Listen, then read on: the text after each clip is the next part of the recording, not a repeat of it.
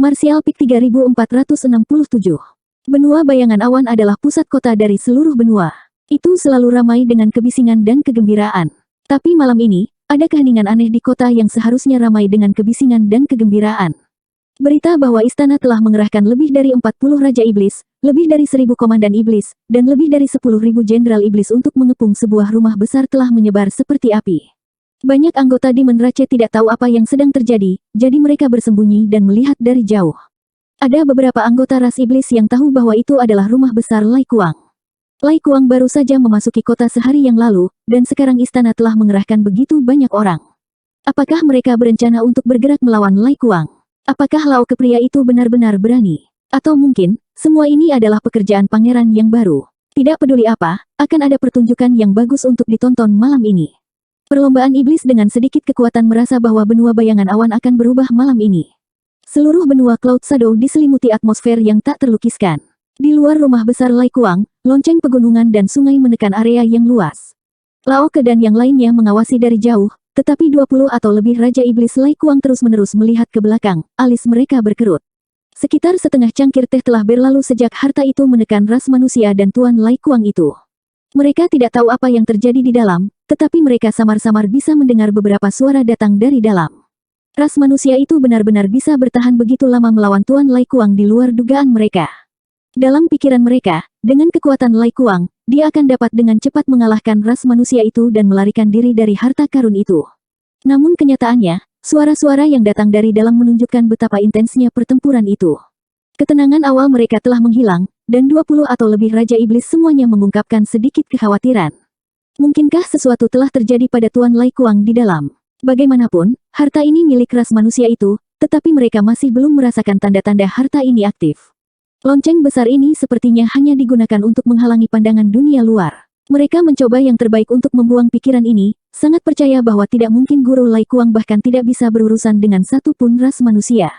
Mereka diam-diam menunggu. Pada saat yang sama, di dalam lonceng pegunungan dan sungai, mata Lai Kuang melebar karena marah saat dia dengan panik melarikan diri seperti anjing liar. Tapi kemana dia bisa lari hanya dalam radius 20 zang. Dia tidak pernah berpikir bahwa dia akan gagal begitu tiba-tiba.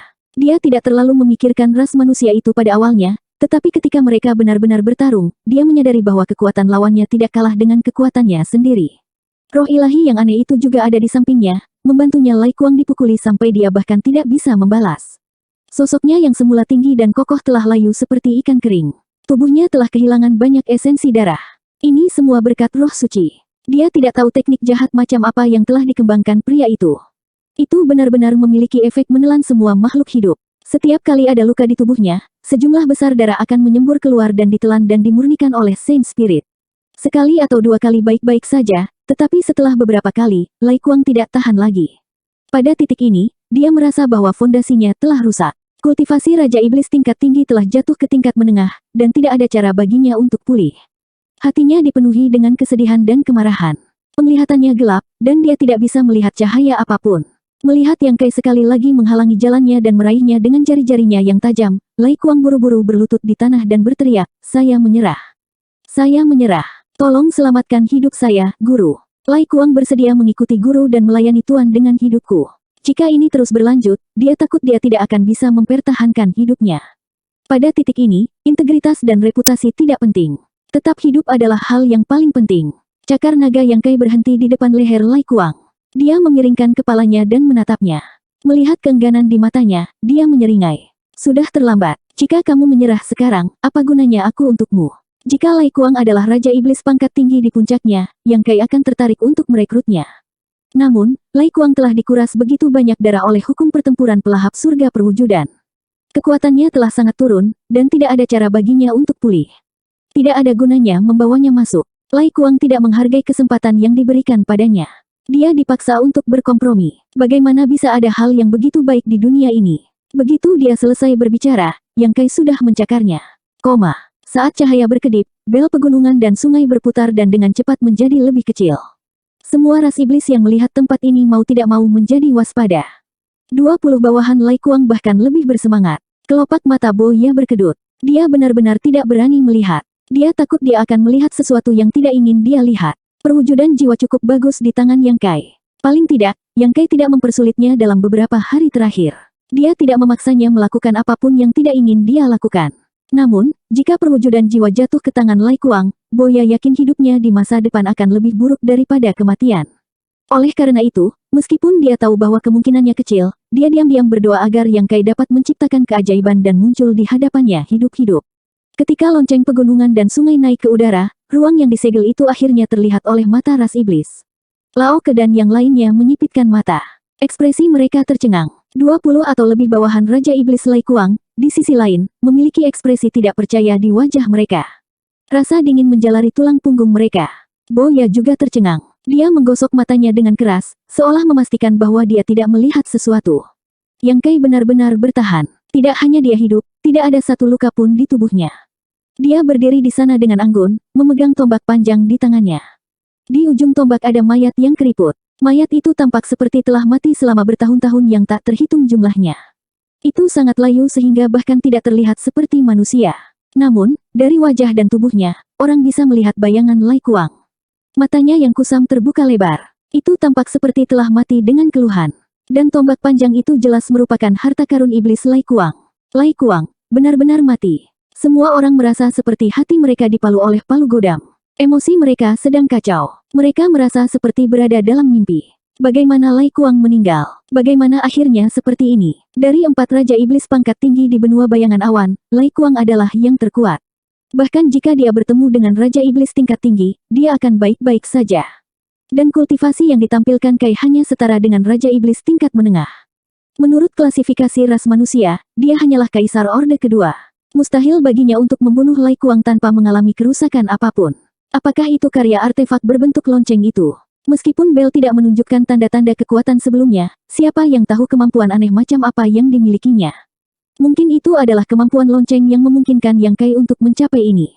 Apa yang membuat ras iblis semakin ngeri adalah seni rahasia macam apa yang dikembangkan oleh Yang Kai untuk benar-benar mengubah Lai Kuang menjadi mayat kering. Sangat mudah untuk membayangkan bahwa Lai Kuang tidak diragukan lagi menderita siksaan yang mengerikan sebelum kematiannya.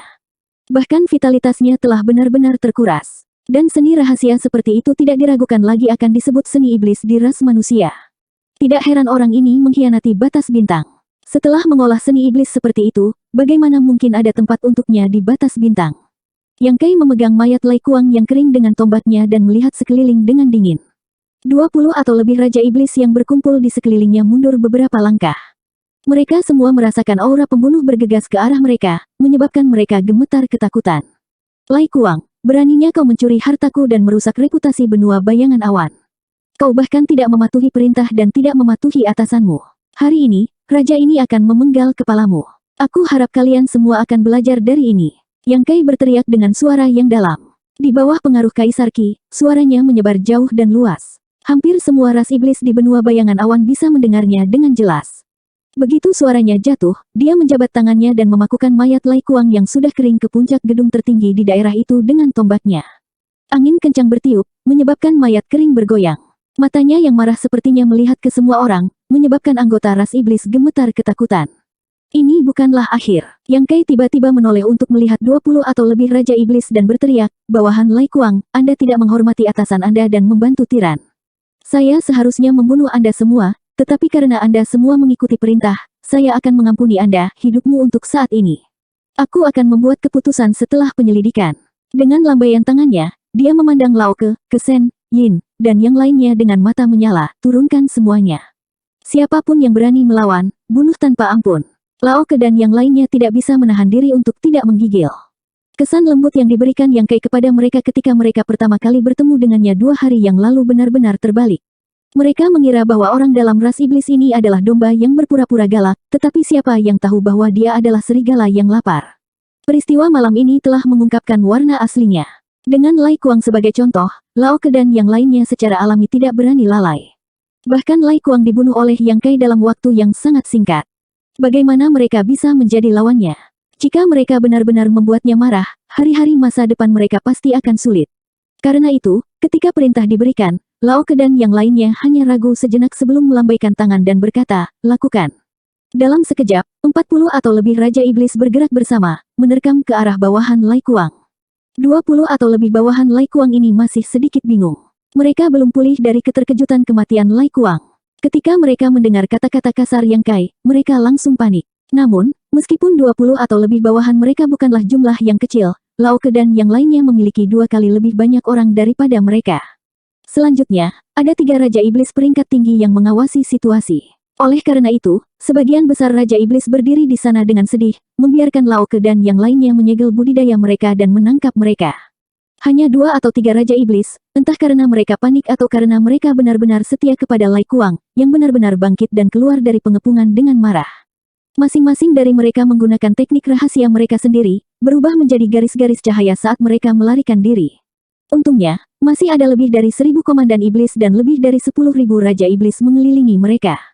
Meminjam sedikit penghalang dari Demon Rache ini, 3 panah seperti meteor menembus udara dan secara akurat memakukan 3 Demon King yang melarikan diri, membunuh mereka di tempat.